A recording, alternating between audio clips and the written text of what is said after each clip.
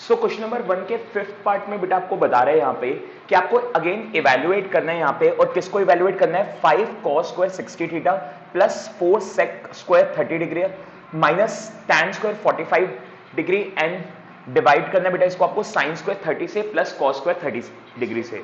तो अब देखो किस तरीके से इसको सॉल्व करेंगे बेटा। तो यहाँ पे मैंने आपको क्या समझाया था, 5 cos स्क्वायर 60 का क्या मतलब होता है बेटा, 5 cos स्क्वायर 60 का मतलब ये होता है कि जो भी cos 60 की वैल्यू होती है आपको उसका स्क्वायर कर देना है। तो cos 60 की वैल्यू होती है बेटा 1/2 और आपको इसका स्क्वायर कर देना है।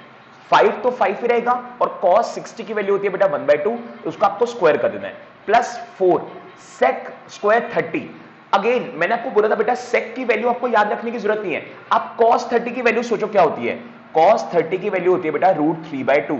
अब जो भी cos 30 की वैल्यू होती है ना, उसका उसका रेसिप्रोकल आपकी sec की वैल्यू हो जाएगी। तो अगर cos 30 की वैल्यू √3/2 होती है तो sec 30 की वैल्यू हो जाएगी बेटा 2/√3 का स्क्वायर माइनस आपके पास है बेटा tan स्क्वायर 45। तो tan 45 की वैल्यू क्या होती है बेटा, tan 45 की वैल्यू होती है 1, तो यानी कि 1 का स्क्वायर होल डिवाइडेड बाय में मेरे पास चल रहा है sin square 30 degree plus cos square 30 degree. अब देखो इसको करने का ना एक शॉर्टकट तरीका है, ठीक है। शॉर्टकट तरीका क्या है, मैं आपको यहाँ पे एक आइडेंटिटी बता रहा हूं जो एक्चुअल में आपको 4th एक्सरसाइज में सीखनी है, बट ये चीज मैं अभी बता रहा हूं आपको। वो क्या है, देखो हमारे पास एक आइडेंटिटी होती है बेटा, ये आइडेंटिटी मैं ऊपर लिख देता हूं। हमारे पास एक आइडेंटिटी है, वो क्या कहती है, अगर साइन स्क्वायर थीटा है बेटा प्लस कॉस स्क्वायर थीटा है तो इसका आंसर 1 होता है। अगर साइन स्क्वायर थीटा है प्लस कॉस स्क्वायर थीटा है बेटा तो इसका आंसर 1 होता है। इसका मतलब ये हुआ कि साइन का जो भी थीटा रहेगा कॉस का भी वही थीटा होना चाहिए। जैसे कि यहां पे देखो ये रहा, साइन का थीटा भी 30 है और कॉस का भी थीटा 30 है और दोनों स्क्वायर हो रहे हैं और दोनों प्लस हो रहे हैं, तो इसका आंसर हमेशा 1 आता है। अब इसका जो डेरिवेशन है ना वो हमारे सिलेबस से डिलीट हो चुका है, हमें नहीं सीखना कि कैसे इसका ये आंसर आता है, ठीक है। तो ये आपका बेटा यहाँ पे आंसर 1 आ जाएगा डायरेक्ट। ये आप शॉर्टकट कर सकते हो क्योंकि आपका पेपर बेटा एमसीक्यू में होने वाला है इस बारी, तो इसलिए ये शॉर्टकट तरीका आप कर सकते हो। अगर ये आपका सब्जेक्टिव पेपर होता ना तो फिर मैं आपको इसको पूरा सॉल्व करके दिखाता कि साइन स्क्वायर 30 का कैसे सॉल्व करेंगे और कॉस स्क्वायर 30 को कैसे सॉल्व करेंगे। बट क्योंकि आपका बेटा इस बार एमसीक्यू है और एमसीक्यू में हमें कम से कम टाइम में इसको सॉल्व करना है, तो आप डायरेक्ट यहां पे आइडेंटिटी अप्लाई कर सकते हो जो कि है sine square theta plus cos square theta equals to 1। तो इसका मतलब अपॉन में तो मेरे पास क्या आ जाएगा बेटा, डायरेक्ट 1 आ जाएगा क्योंकि दोनों के थीटा आपके सेम है, ये भी 30 डिग्री है ये भी 30 डिग्री है। मान लो अगर ये सेम ना होके ये 60 डिग्री होता फिर क्या मैं 1 लिख सकता था यहां पे, नहीं बेटा, फिर यहां पे 1 नहीं आ सकता था। तो इसका मतलब ये तभी पॉसिबल है बेटा जब दोनों के थीटास क्या होंगे, सेम होंगे। अब आगे देखते हैं, 5 वैसे ही रहेगा बेटा और 1 का स्क्वायर तो 1 ही होता है और 2 का स्क्वायर 4 हो जाएगा, प्लस 4 वैसे ही रहेगा, 2 का स्क्वायर बेटा 4 हो जाएगा और √3 का स्क्वायर 3 हो जाएगा और -1 तो 1 ही रहेगा और डिवाइडेड बाय में 1 लिखने की अब बेटा कोई भी जरूरत नहीं है क्योंकि अपॉन में 1 की कोई वैल्यू नहीं होती। देन 5 को बेटा 1 से करेंगे तो 5/4 प्लस 4 को 4 से करेंगे 16/3 और -1 है तो 1/1, ठीक है। अब आप क्या करोगे बेटा, इनका एलसीएम ले लोगे, नीचे 4, 3 और 1 है बेटा, इन तीनों का एलसीएम कितना आएगा, इन तीनों का एलसीएम आएगा 12। अब क्या करेंगे बेटा, अब देखो 4 के टेबल में 12 कितने पे आता है, 3 पे, उस 3 को ऊपर वाले 5 से मल्टीप्लाई करेंगे तो 15 हो जाएगा, प्लस 3 के टेबल में 12 आता है बेटा 4 पे, उस 4 को 16 से मल्टीप्लाई करोगे तो 64 हो जाएगा और 1 के टेबल में 12 आता है बेटा 12 पे, उस 12 को 1 से मल्टीप्लाई करोगे तो -12 हो जाएगा, ठीक है। मैं मान के चलूं बेटा कि एलसीएम आपको आता होगा, ठीक है। अब अगर आप इसको प्लस करोगे बेटा तो प्लस करके आएगा 79 -12/12। अब आप इसको माइनस कर दो बेटा तो ये आएगा 67/12 और अगर कैंसिल होता है तो बेटा कैंसिल कर दो, अदरवाइज आपका आंसर यहीं पे खत्म हो जाएगा। सो बेटा एक्सरसाइज 8.2 के क्वेश्चन नंबर 2 में आपको कह रहे हैं choose the correct option and justify your answer. So आपको बेटा यहाँ पे मल्टीपल पार्ट्स दे रखे हैं और आपको कह रहे हैं कि ये सारे क्वेश्चन बेटा आपके एमसीक्यू फॉर्म में है। सो आपको यहाँ पे करेक्ट ऑप्शन चूज करना है और उसके लिए आपको अपने आंसर को जस्टिफाई भी करना पड़ेगा। इसका मतलब ये हो गया कि आपको आंसर सॉल्व करके भी दिखाना पड़ेगा कि वो आंसर आ कैसे रहे।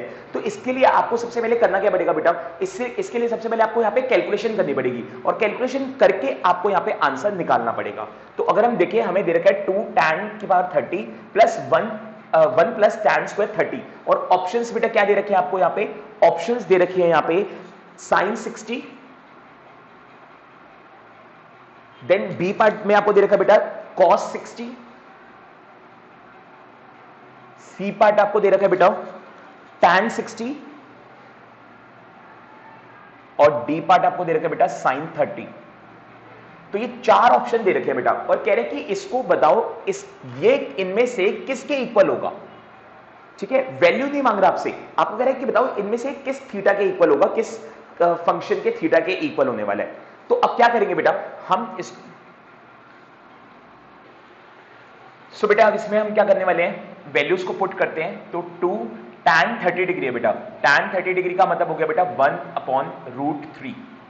tan 30 की वैल्यू कितनी होती है बेटा 1/√3, इसके डिवाइडेड बाय में 1 प्लस tan स्क्वायर 30, तो tan स्क्वायर 30 का मतलब हो गया बेटा 1/√3 का स्क्वायर, क्योंकि मैंने आपको बताया था tan स्क्वायर 30 का मतलब होता है tan 30 की वैल्यू लिख दो और उसका स्क्वायर कर दो। फिर अगला स्टेप में अगर हम देखें तो नेक्स्ट स्टेप में 2 1 से मल्टीप्लाई होकर आ जाएगा बेटा 2/√3 और इसके डिवाइडेड में 1 प्लस 1 का स्क्वायर बेटा होता है 1 और √3 का स्क्वायर होता है बेटा 3, तो ये आ जाएगा आपका। देन इसके बाद क्या करेंगे बेटा, इसके बाद अगर मैं नीचे एलसीएम करूं तो नीचे एलसीएम करके आएगा बेटा मेरे पास 2/√3 और डिवाइडेड बाय में इसके साथ कुछ नहीं है बेटा, इसका मतलब 1 और 3 का एलसीएम आएगा बेटा 3। अब 1 के टेबल में 3 आता है बेटा 3 पे, उसको ऊपर वाले 1 से मल्टीप्लाई करेंगे तो आएगा 3 + 1। सो ये बेटा मेरे पास हो जाएगा 2/√3 और डिवाइडेड बाय में इसको करोगे तो बेटा 4/3, ये आएगा बेटा आपका।